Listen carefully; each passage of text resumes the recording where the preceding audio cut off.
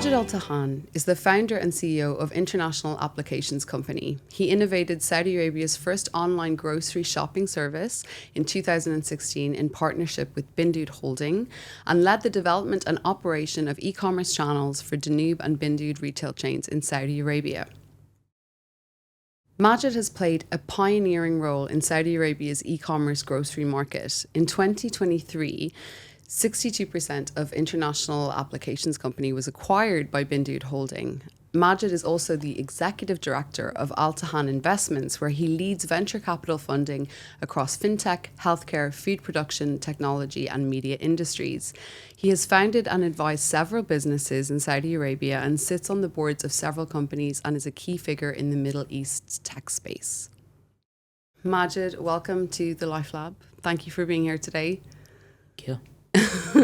It's really good to see you again. We've known each other for a long time, so full disclosure, I used to work for you for many years. It was a big honor, so it's a special interview for me today to have you here, so thank you again. Thank you for having me. So Majed, I want to start off with, we did a bit of an intro there about your career.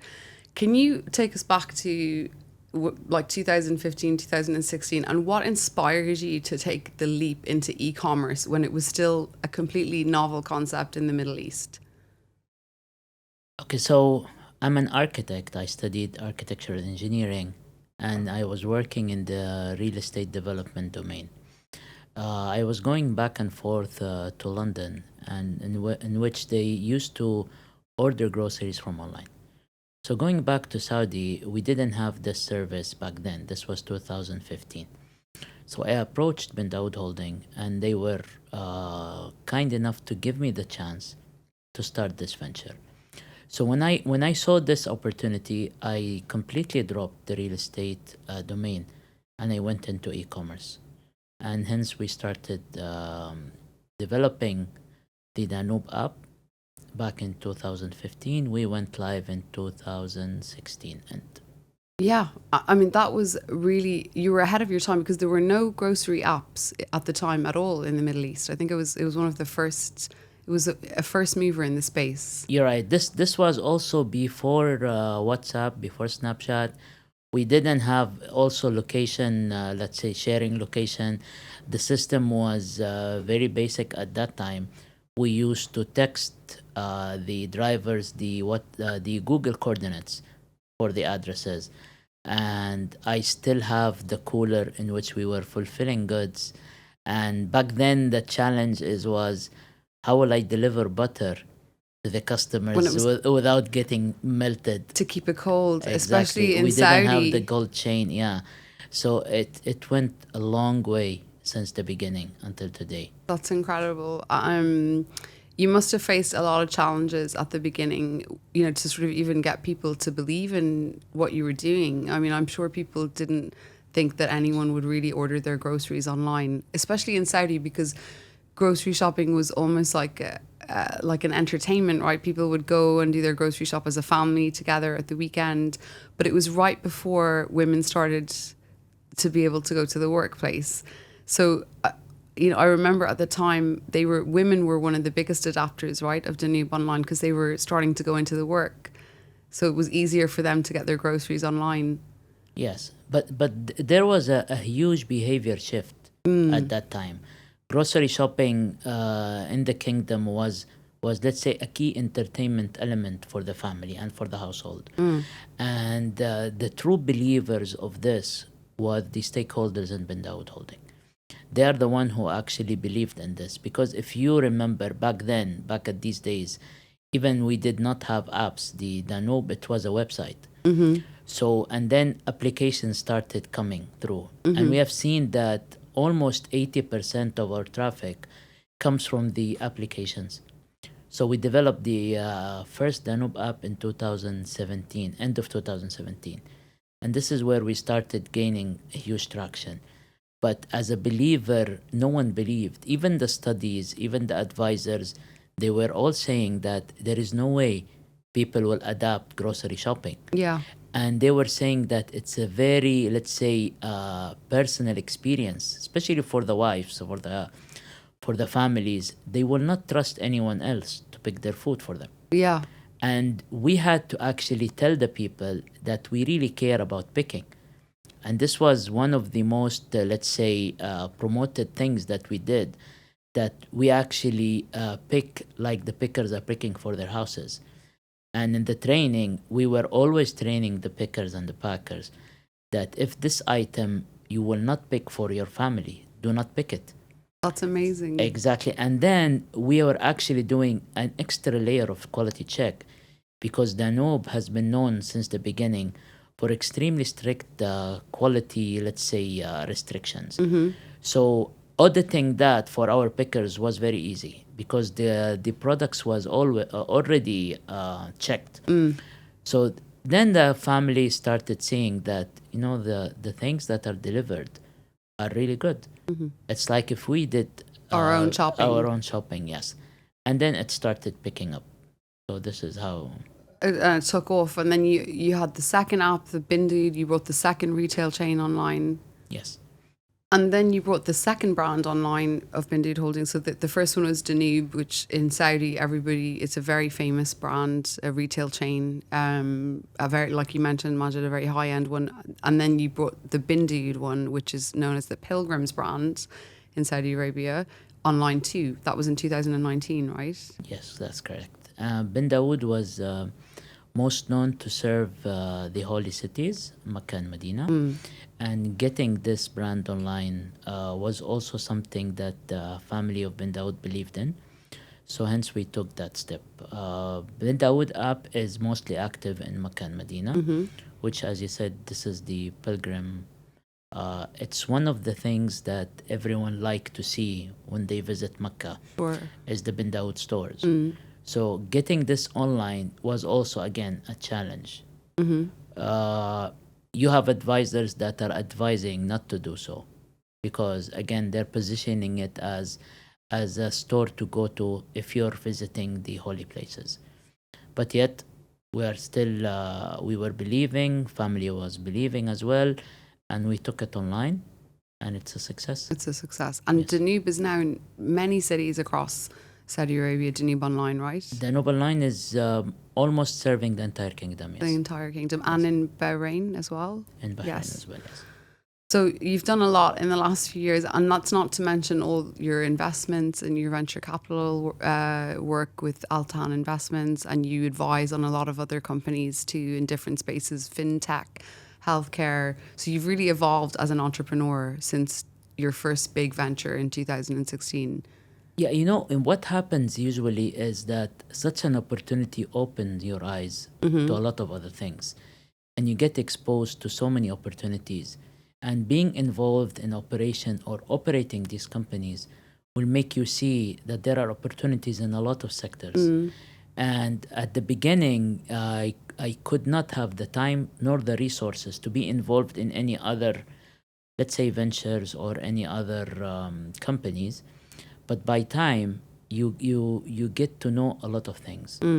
And you also get sometimes to see how did you improve. It's a very long journey. I was not actively involved in any other companies until 6 or 7 years down the journey. Yeah. So this shows that you need time to develop. And I remember one thing that when I was pitching BinDawood for the Danube app, Ahmed, who's my partner and who's a dear brother to me, told me that you need to see the chairman, which is Ahmed's dad, and his uncles, to explain what are you trying to achieve or what are you trying to do. Because, giving such a brand to a startup is a very risky move for the company. Especially then when no one was doing that. I had absolutely nothing back then. It's really crazy. So I went and I presented to the chairman and his brothers. And then I was waiting for the feedback.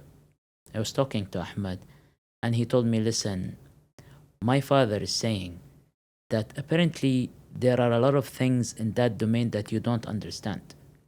Because at that days, it was my first early stage. Let's say it was the early stage for me in this sector. But then the chairman said a word that is until today in my head. He told Ahmed that if you want to do this, do it with Majed, because I can see he want to do it. He has the persistence. He will work as hard as he can, and this is what we're looking for. So Yeah. it's not about partnering up with someone who has resources, who has knowledge, because all these things can be bought. But having someone who believes and who wants to actually make a change Yeah. is rarely that you come across. Very rarely. And this is how everything started. Can we go into that? Because Majed, you have faced some extraordinary health challenges in your life, like from childhood to up until a couple of years ago. You overcame cancer and a brain tumor against all the odds. You're talking about your personality, about the persistence and how much you never give up. Do you think that started in childhood with your health challenges growing up in Saudi? Actually, yes, it did. But again, it depends on how do you position the issue. Yeah. If you, let's say, understood it and worked your way through it and just live with it as a situation, then it will not be an issue. It is only an issue if you position it as an issue. I need some arrangements in places where I go. Yes. And this is my normal me. I cannot go anywhere without having prior, let's say, arrangements. Yeah. I lived with that since birth, and I'm used to it. It does not bother me anymore. Up until recently, I had, let's say, severe coughing. Mm-hmm. I was coughing a lot. And my aunt kept saying, go check. And I was like, it was during COVID time. Okay. So you thought it was COVID? I told my aunt, listen, I think I had COVID and it went. So maybe this is the, let's say, the after COVID issue. So I was coughing a lot. And then I remember she was very persistent in wanting me to go and check. And I kept saying, okay, tomorrow I'll do that. I'm out of country, tomorrow, the day after. Up until a Wednesday morning. I remember this day clearly. When was this? This would have been It was 2020. 2020? Yes. Wednesday, 8 o'clock in the morning. She called me. I was still in my house. And I looked at the phone and I saw that she was calling. I was like, I ran out of excuses. I cannot tell her anything. And I picked up the phone and I told her, I'm going now. To the doctor? Yes. She said, before you go to office, visit the hospital and just check. So I said, okay, fine. I went. And I went through the ER and they were telling me, what's your issue? I told them, I don't know, I'm coughing a lot. He said, okay. They put me in. And then the doctor came. He was wearing his scope. His stethoscope? Yeah. No, the one that they hear the... Oh, the thing. Okay. So they were listening to your lungs. And he was sitting in front of me. Okay. And he was checking. Your lungs. Okay. And I was looking him in the face. And then his face changed. And he's like, take a deep breath. And I took a deep breath. And he said, another one. And I took another deep breath. And then he put it in my back, checked again. And he was like, just give me 1 minute. And he left. Okay. Then he came back with a nurse. He said, we need to do some blood checks. I said, okay, fine. So he pulled the blood and he went to the lab. He said, this will take around an hour. I'd suggest you wait here. And then he came after an hour. He said, listen, we want to do the blood test again. I said, why? He told me, there is either our, let's say, machine is wrong, malfunctioning, or you're really sick. I was like, okay. He said, let me do it again. I said, fine. He did it again. Another hour, he came back. He had another doctor with him. And he listened to my chest, take a deep breath. And then he looked me in the eye and he's like, there is something really wrong. I was like, why? I'm just coughing. He said, no, I think we need to do something. So he's talking to me in Arabic. And then the two doctors started talking to each other in English. They didn't know I would understand what they're Oh, they saying. thought that you Yeah. didn't speak English. And he said that, should we admit him? Is he qualified to be admitted? So the other doctor told him, I think he's an ICU patient. Admit him for sure. And he was like, you know what? We're going to admit you and we'll see what will happen. I said, okay, fine. Did they tell you at that point this is cancer? No, nothing. And then I was admitted. They gave me high dosage of cortisone, steroids. And they were saying that, we're suspecting a severe lung infection. And I told him, okay, what does that mean? He said, I think you are going to take antibiotics for quite a long time. And don't worry, it's all good. I said, okay, fine. So another doctor came. He said, we need to do a biopsy to just make sure that the mass in your lung is... Not cancerous. No, he didn't say that. He said that we need to know what kind of infection it is. I said, fine. So 3 days later, I'm in the hospital still. And then the doctor came. She told me we're going to aim to take 3 or 4 biopsies. If we were able to take 4, that's very nice. Then the lab will have lots of samples to work on. Yeah. I said, okay, fine. And then she went in. She took the biopsy. And at that day, I remember my father was there, my mother, my 2 brothers. And then we finished. It's like under the ultrasound something. They go in, they take the biopsy, and they go. It was very easy. And then I was just getting ready to go back to the room. And then the doctor at the door told me, listen, I can see that the samples are very clear. I don't think it will be cancer. Oh, okay. I was like, what? She said, no, I don't think it's cancer. I told her, why are you suspecting it's cancer at the first place? And then at that time, she realized that no one has told us. No one had told you. No. 3 days later, I was discharged because this sample takes, I think, around 2 weeks. In these 2 weeks, I can tell you, everything in my life has become irrelevant. I cannot focus on anything. I'm just waiting for the 14 days to be able to know what's going on with your health. Exactly. Yeah. And did you feel sick still? Yes, I started feeling very sick. And the doctors are saying the body knows that you're trying to fight. So the virus fights back. Okay. And that's why if you get diagnosed, you should start the treatment immediately. Because if you did not, the virus will be very aggressive. And then it was a Thursday. I was in my house. I still remember that day. My brother came. He told me, I'm going to pass by the hospital to get the lab results and I will come to you. It was 10 o'clock in the morning, something like that. I told him, fine. So he came. I was sitting. He came. And I was trying to look him in the face. He's not looking me in my face. I told him, did you get the results? He said, no, they said they still need a day or 2, I think. I said, okay. And then he turned and he said, I'll make some coffee. I told him, okay. And then he went downstairs and said, I need to get water. There is no water in the coffee machine. So I can see the coffee machine it's filled full with of water.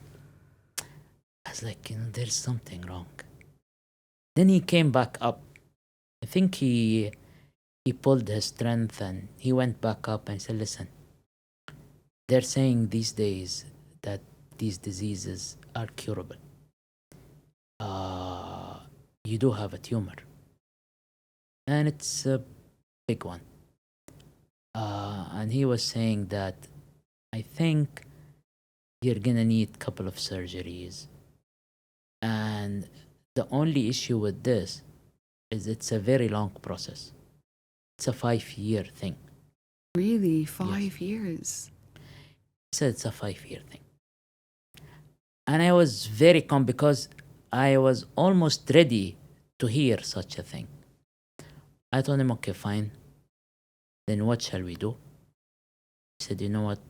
Let's go to Houston and we'll get another check, another opinion, so on and so forth. Houston in Texas? Yes, in New York.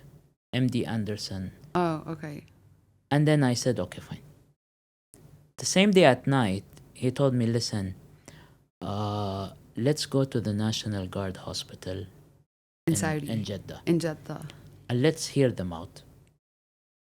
If you were not satisfied with what you hear, we can leave the second day to New York. I told him, okay, fine. So it was a Friday morning at 9 o'clock. Is that the hospital that all the soldiers go to and stuff? Yes. So it's like It's a the really high. Yeah, Okay. it's I think it's one of the best hospitals in the Middle East. Yeah. And then it was a Friday, 9 o'clock. And while we're on the way, I looked at my brother and I told him, when is the flight to New York? He said it's in 9 in the evening. So instead of 12 hours. Check what does this hospital has to say. If you're not satisfied, we leave. I told him, okay. And he told me that I'm packed, ready, and it will be only me and you. We'll go for a couple of days, we'll come back. So we went there. I had my tests and I have everything.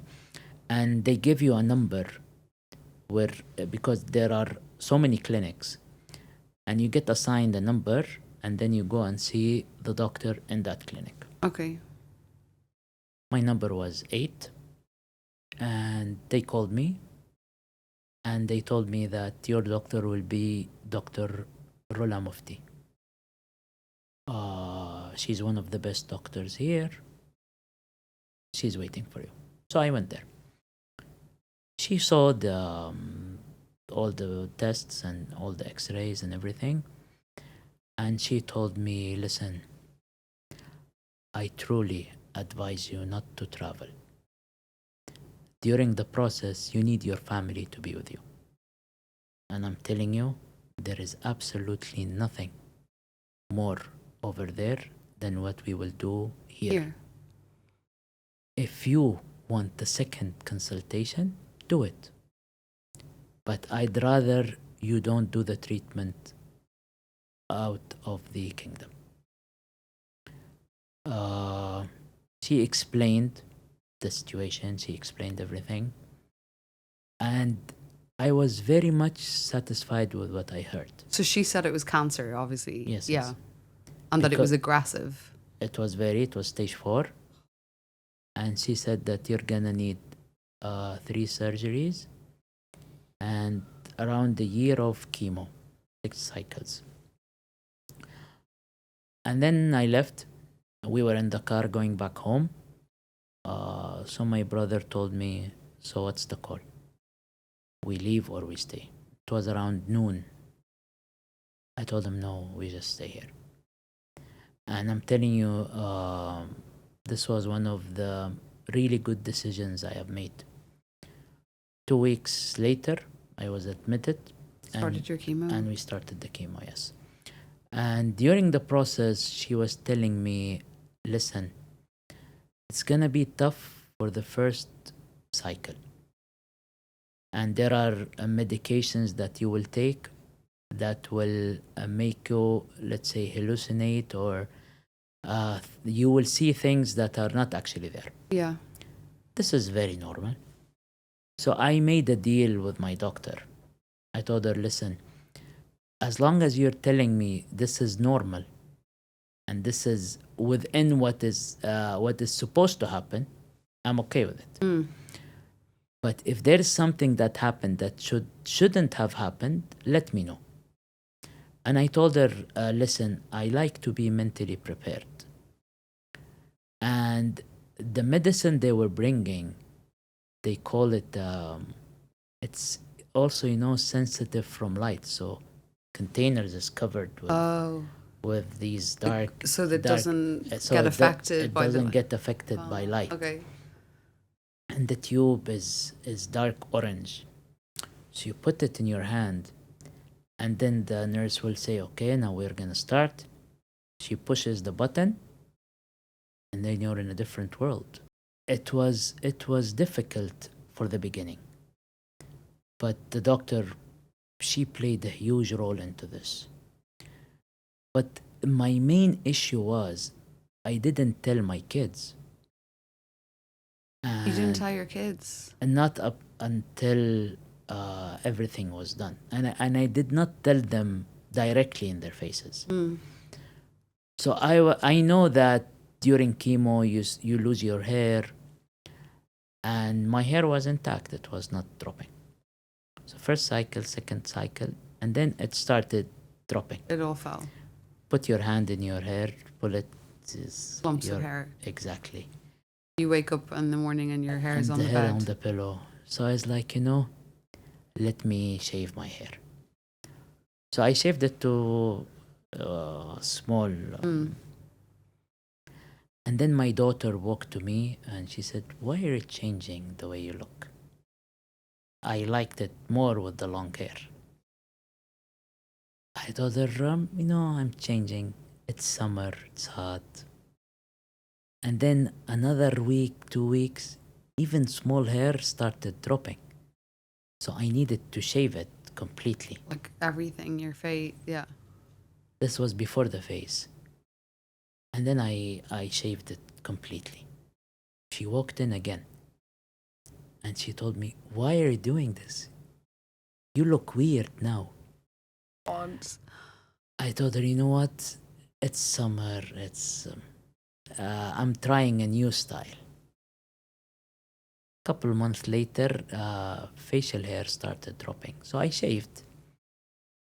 So I still remember until that day, until today, she walked in and she was like, I tried telling you, you're changing, you look weird, but I think you're not getting me. So I'm gonna tell you straight. I said, yeah. She said, you look ugly. Oh no, Majed. That's awful. I was like, I'm a bit sick, and the medicine I take makes my hair drop. She was 9. She knew at that time that she should leave the room. She left. I think my wife did the talking. And then I remember during that night, it was night, so I wanted to sleep. And this had hit me so hard. I have to take sort of a narcotic medicine to sleep, because when you take these heavy doses, you don't sleep without narcotics. So, and it's written on the box that do not take more than 2 pills per 6 hours. Okay. It was around 10 o'clock. I wanted this day to end. And the clock is not moving. I just wanted to sleep. So I took four pills. And I was still looking at the clock in front of me. It's like, come on, sleep. The night was so long. It was so tough. And then I slept. The other day, my doctor was telling me, you know what? Try to work. Try to be involved in your work. Don't drop everything and sit.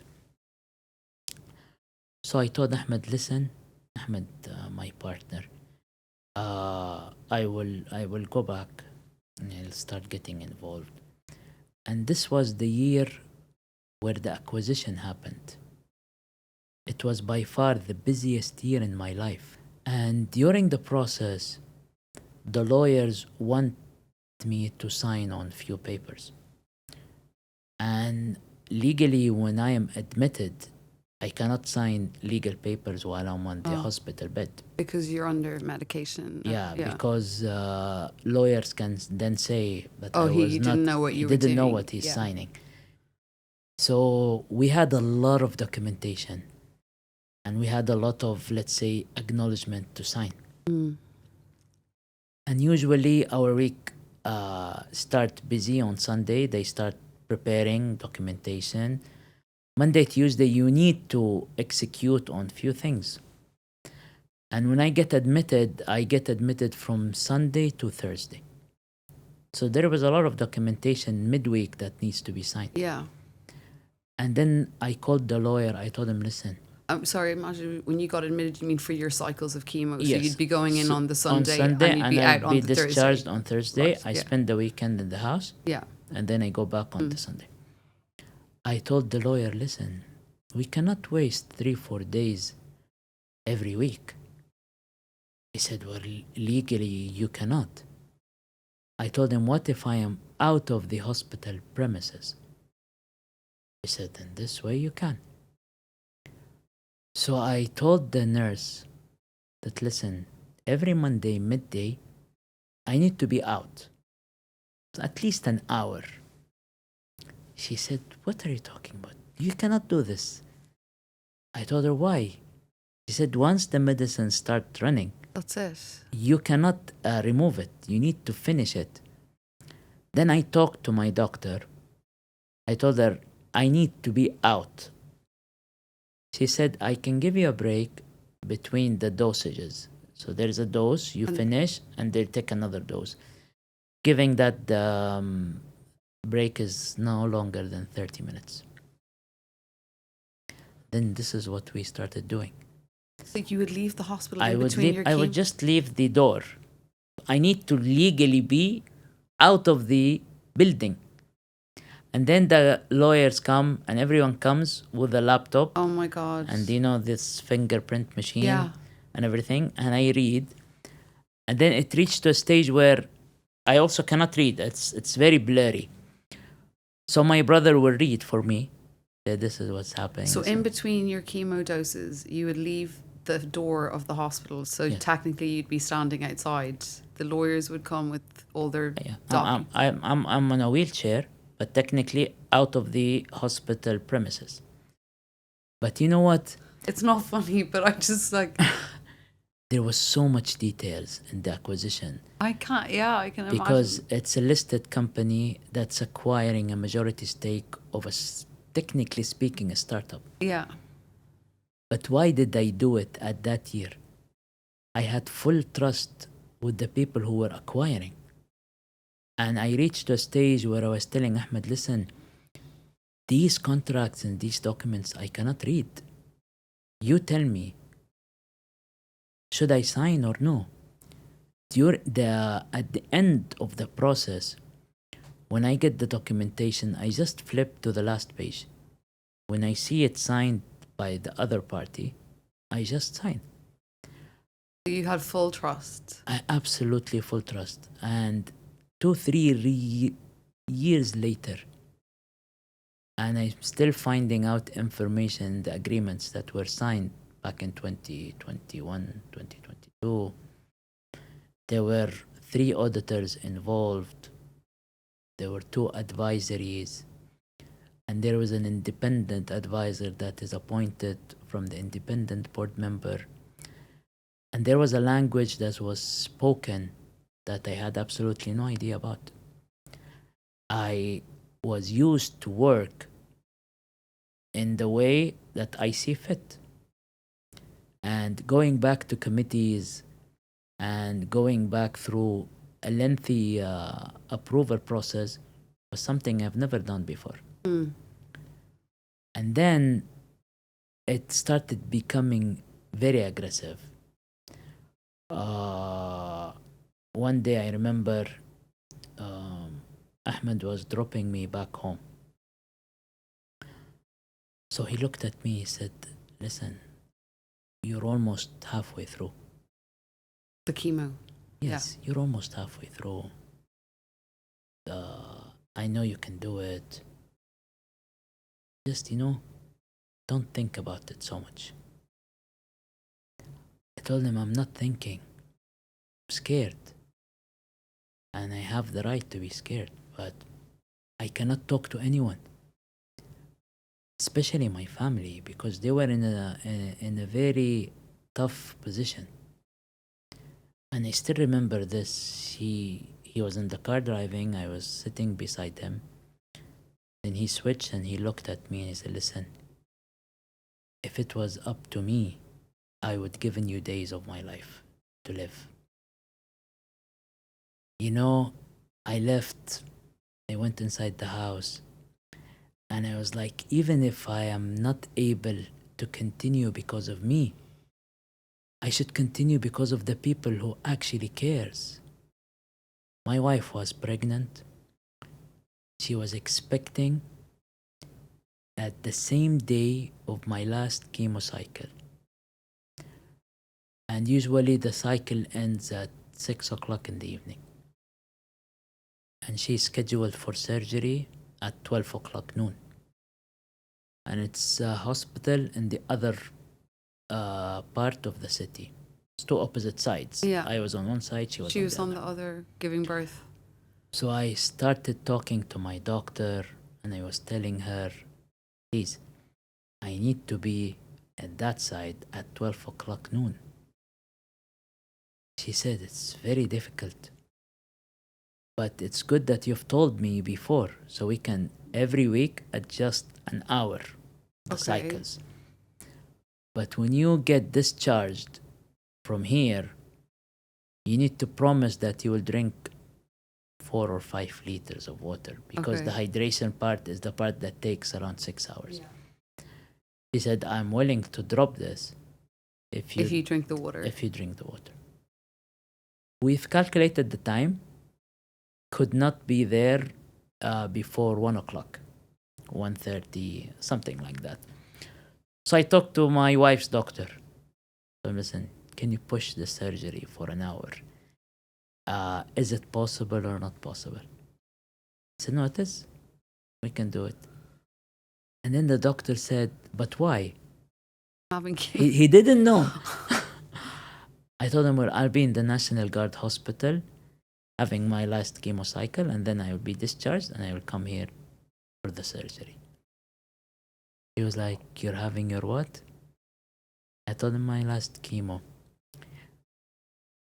Okay. We'll all be standing by. It was Ramadan.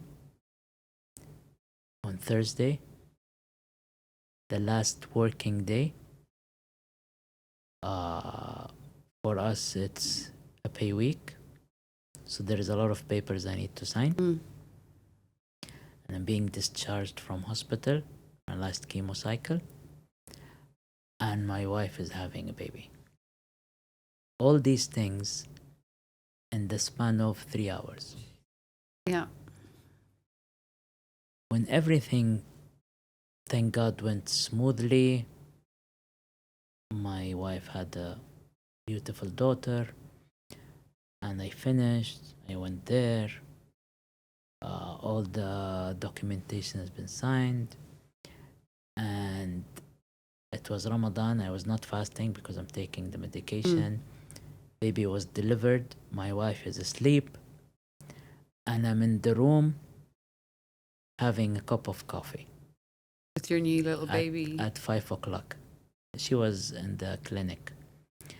And you know, this cup of coffee I was picturing in my head from the past 2 months. I said, I'll finish the cycle. I'll go to the other hospital. I'll have my baby. My wife will be sleeping. Baby in the clinic. And I will have the coffee alone. And this is exactly what happened. And when I get asked, I tell everyone that human beings are very strong. If you train yourself well, you can overcome anything. So what if you're having chemo? So what? It's a cycle. You will finish it. You'll go back to life.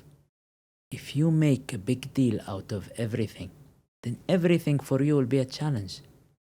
Sometimes I wake up, I hop on a plane, I go to Dubai, I do a meeting, I go back, I sleep in my house. If you make a big deal out of anything you make, then it will indeed be a big deal. I was telling everyone that you can do anything you want to do as long as you understand all the facts, as long as you are trained mentally. I like sometimes to sit and talk to myself and train myself with no one with me. I'll tell you one, when we found that the tumor has moved to the brain, Yeah. I was in the office. So you'd finished your chemo, you'd gone back It was to work. during the chemo. Okay. I was in my office and I had a severe seizure. And they took me to the hospital. When I had the seizure, I was unconscious and I woke up around 6, 7 hours later. I was in the hospital. My brothers, my mother, my father, they were all surrounding me. So I opened my eyes and I looked at them. It's like, where am I? What happened? You What didn't happened? remember. And not a single thing. And they said, you had a seizure, you're in the hospital. And did you feel sick that day? Like you mustn't. Yes. You felt not well, but you went into work. Actually, you know what? In the morning, I felt that I am not okay. So it's like, I'm not going to continue the entire day. I think I should go back home and rest. So I called the driver. I told him, just come and be with me here. I may leave early. 2 hours later, I had the seizure. They needed to push me in a chair to the parking lot. The driver was there waiting. And then they called everyone, and everyone went to the hospital. But you know what? When I was told that this happened, I immediately called my doctor. I told her, what's going on? She said, you know what? Sometimes tumor can move and it can go to the brain. It means that you need to do an MRI so we can check. If this was the case, then you will take another 2 cycles of chemo and I think 3 or 4 cycles of radiation. And we will do the MRI today. And did they have to do an operation? Yes. They said we will do the MRI today. First, yeah. They did the MRI. And I was in the room and she came back and she's like, you know what? Yes, there is a small mass in the brain. And we need to operate on it. How did you feel then? then? I told her, just... when do we need to operate? She said, as soon as possible. I told her, no, not during this coming week. She said, why? I told her I promised my kids that I'll take them on a trip and we're leaving tomorrow morning. And then she looked me in the eye and she was telling me, are you crazy? I told her, yes, I am. She said, you cannot leave the country. I told her, why? You said that we need to operate in a week, 10 days. Why can't I go tomorrow? It's only 3 days. And then she again looked me in the eye and told me, it seems that you're not understanding what's happening. You need to take 32 pills of cortisone every single day for the entire week. And then I told her, Dr. Rula, please answer my question. Is there a medical reason that will prevent me from traveling tomorrow morning? She said no. I told her, then I'm traveling. I need to take the kids. I promised them. And it will be my, let's say, 3-4 days with them, which we didn't have for a long time. She said, okay, if you're saying so, you can. But you will not be conscious at all. The medications that you're going to take during that week is very strong. I told her, let me worry about this. You're saying that there is no medical reason. I told her, I mean pressure, airplanes going up, down. She said, no. But again, I'm telling you, you're crazy if you did it. Second in the morning, we did travel. So live your life while you're dealing with your problems. You cannot segregate the two topics. You cannot. If you're waiting for something to happen, you will pause everything in your life just for this thing to happen. I have 10,000 things to do today. Yet I was like, I need to sit and talk and tell you a few things. It's gonna be a very nice, let's say, interview. I will share things that I really like to say. So that's why I came. But if you are to prioritize everything, you will not move anywhere. No. When we started Danube application, there were so many things that I did not understand. When I started reading through the system architect of the app and the infrastructure of the Danube app, there are so many things that I did not understand, but I was learning. When COVID hit and the surge in orders happened, Oh yeah, that was big. it was big. It was a life-changing thing. Yeah.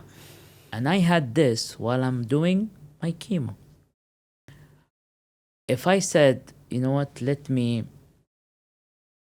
wait until everything is settled, then I will look into what we will do, we would have lost the edge. We were the first one to do the Danube application. And we are the first one to do the automated fulfillment centers.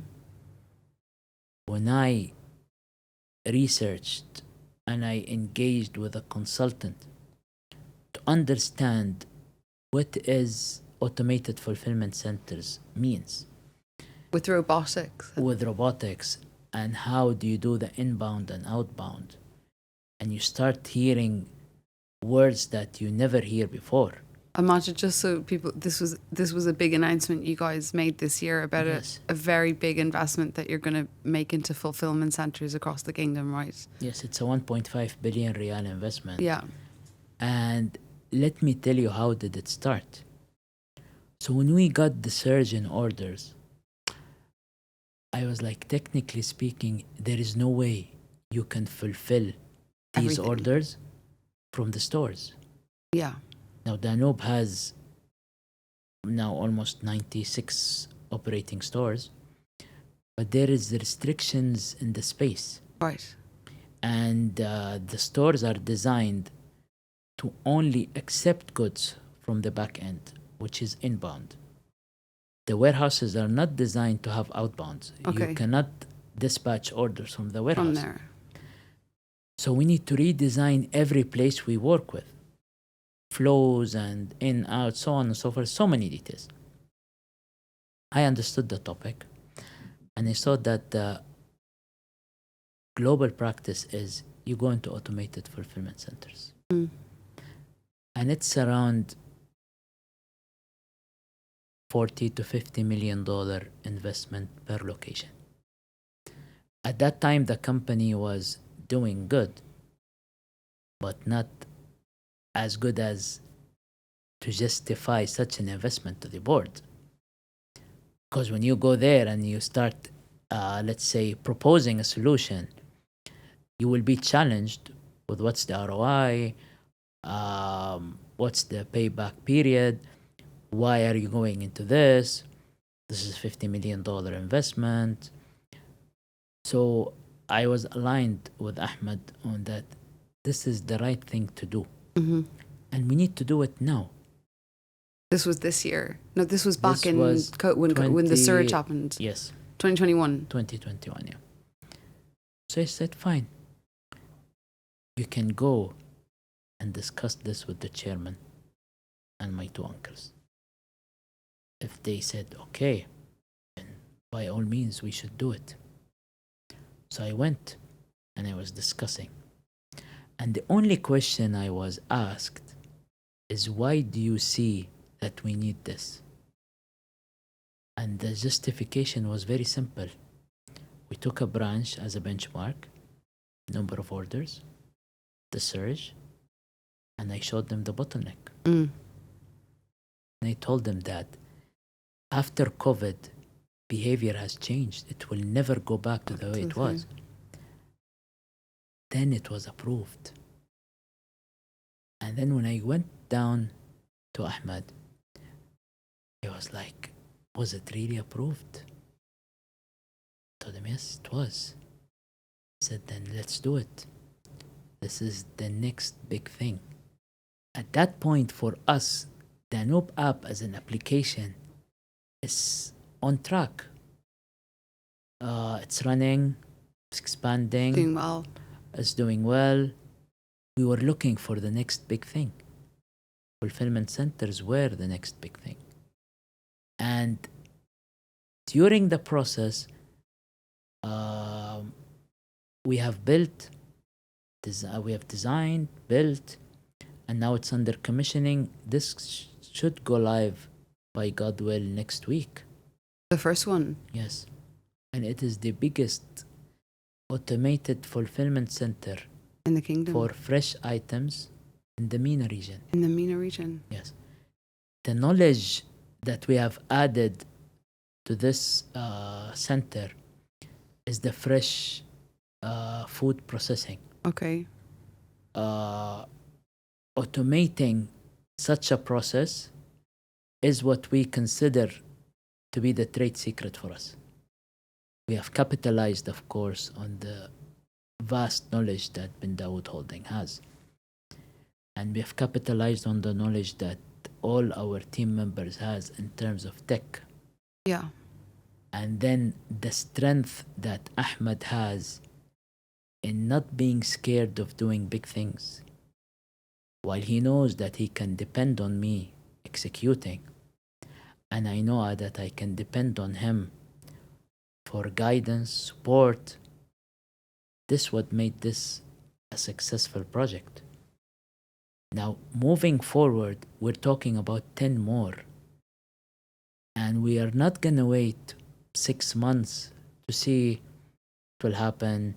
You know, as per the chairman's direction, operate for 3 months and then understand the entire thing in, out, and then go do and expand.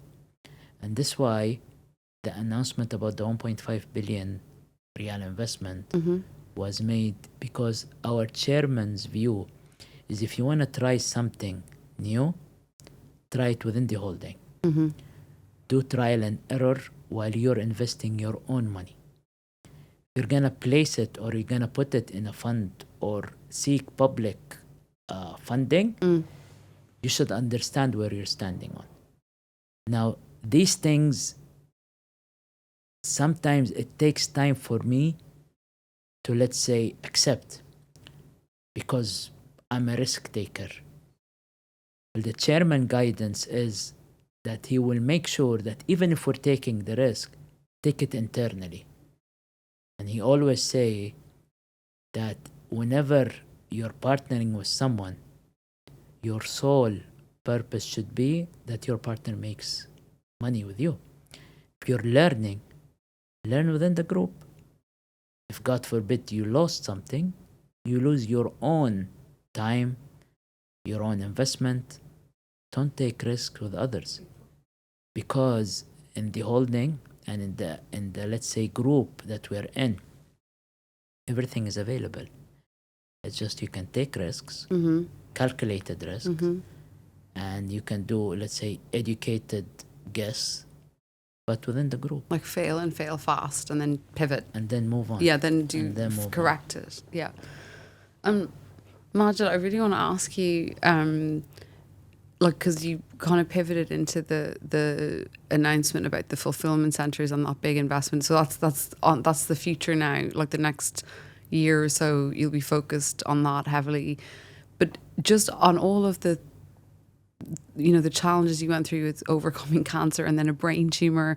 You obviously had an operation then on your brain and had the tumor removed. Like, have those experiences changed how you are as a business leader and how you run your businesses? If I to say the main thing that has changed in me, that now I value time more. I cannot wait for something for a week. If it's gonna happen, then it should happen now. If not, then just close, drop it, and move forward. Plus, when you receive a shocking news, always pause for a couple of minutes, 3 to 5 minutes. Think, process the information that you received. When the doctor said that the tumor has moved to the brain, I immediately asked her, to which part of the brain? What will this affect? She said, thank God, it will affect only your range of vision. Your vision will be a bit narrowed. The seeing sights is going to be a bit difficult moving forward. And then I was waiting to hear more. She said, that's it. That's it. Okay. Then that's nice. And she told me that technically you should remove and do radiation. Or you can do radiation and then do the images and then check. And then remove. Then you may not need a surgery. Okay. But she's saying 90% of the time, surgery is advisable. Yeah. So what is your call? They bring an iPad for you and they list the options and you get to click. So when she was explaining how do they do radiation, surgery radiation, or they do radiation and testing, and she was explaining. And I was looking at the iPad and I saw that option 1 is the surgery, so I clicked and I just signed. She said, so? I thought that we will end up doing the surgery anyways, right? Let's do it. Let's just do it. She said, okay. And then she said, you know what? I like the way you think, because if you think too much, it will consume you. It will consume your energy. And then during the process, they were sending, let's say, like a consultant to talk to you about how do you feel, what are your expectations. And the lady came in. She had notes and written. She wanted to start the conversation. And she was asking. And then she said, you're not answering. I told her, because you're talking about something I don't understand. It's a phase. We'll finish it. We'll close this page. We'll move forward. What are you talking about? Why are you asking so many questions? I'm not even thinking about it. Today I'm thinking about what will happen tomorrow. I have a document that is pending legal review. I need to do stuff. And that is what I'm thinking about. I'm not thinking about anything else. And then she was like looking at me and she told me, when did you finish your last, let's say, batch of medication? So since I think 4 or 5 hours. So she said, this when you're understanding what you're saying. I told her, yes. I am put in a position where this happened already. Nothing will I say or nothing that I can do that will change it. And live with it. And I'm choosing to live with it. And I'm asking you, please, don't come back to me and talk to me about how I feel or what are my plans for the future. My plans are the same. Thinking about the company, I want to do the automated fulfillment center. We're gonna keep on traveling. We're gonna keep on working. And I told her that my job is extremely stressful. And then when I was talking, she said, wait. This is why this happens. because you're stressed. You need to learn to let go. I told her, no, I will not. She said, this will make you feel better. I told her, says who? Feel better in whose perspective? Yeah. I like the stress. I love the stress. And I am not a guy who likes to sit and joke and laugh. As long as I am sitting, I want to work. This what makes me happy. It's not you who say what makes me happy or what makes me You're not not happy. happy, yeah. Why will I adapt your perspective of things? And then she was not happy, I guess. But She was like, you know what? I don't think you need consultation. I think you're happy the way you are. But it's pretty amazing, your mentality, because I mean, I'm pretty sure at a few points they thought what you were facing was insurmountable. But the fact that you sort of had all these plans and you were like, I have all these things to do, must have massively helped you recover, right? Because you were just like, I need to get this out of the way and keep going. It does. It Yeah. does. But honestly speaking, Siobhan, if I'm to summarize what made me pass this, Yeah. is the people surrounding me. The people, Your your family, It's not business. your friends. It's not the things that I'm looking to achieve. It's my friends, my partners, and my family. I remember Yasser is the guy who taught me everything about private equity. And he's a very close friend. And we go way back. And we've done a lot of things together. And he was part of InvestCorp, which invested in BinDawood Holding before listing. And he was following up with me while we were waiting for the results. And then when my brother told me this in the house, I informed the people around me.